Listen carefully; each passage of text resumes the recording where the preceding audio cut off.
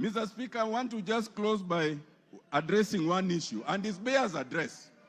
Some Kenyans, hello, Mr. Speaker, it is important to address this issue. Some Kenyans want us to divert attention from the impeachment that is before us.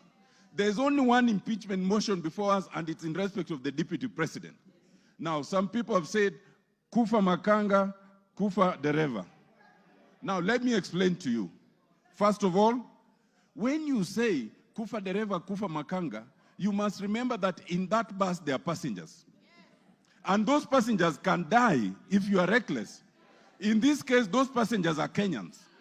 We as Parliament must navigate that issue so carefully that the passengers called Kenyans remain safe. Mr. Speaker, that is extremely important. Why? We are in a very unique position where we have a president and a deputy president, but we do not have an IBC. If anything happens right now, as we are going to, if we impeach the deputy president as we want to, as we need to, the position can be filled even without an IBC.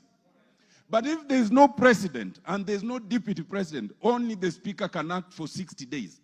Within those 60 days, there must be an election.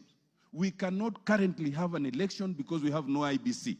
To have IBC commissioners, you need a president to nominate the board that will select them.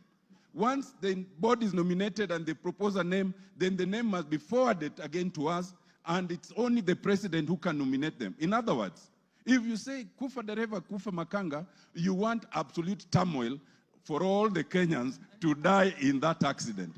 That would be a very reckless act. Mr. Speaker, period. To take 90 minutes is in itself prima facie evidence that there's corruption. Mr. Speaker, on the KEMSA issue, other than their affidavit and their interference, the affidavit, the DP then admits interference. Whoever advised the DP to do that live interview could not have had his interest at heart, but has made our work much easier. Because now there are self-incriminations, confessions, and admissions that we can work with. Mr. Speaker, it is clear from yesterday's presentation that the deputy president can no longer deputize the president. The role of any deputy under the Constitution is to deputize. Mr. Speaker, I crave for just 2 more minutes.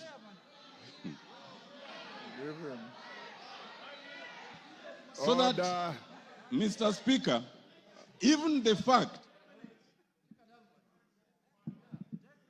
Mr. Speaker, it is not a ground of the impeachment by Honorable Mwangi Mutuse, but it has become a clear ground from yesterday's interview that the DP is incapable of deputizing the president.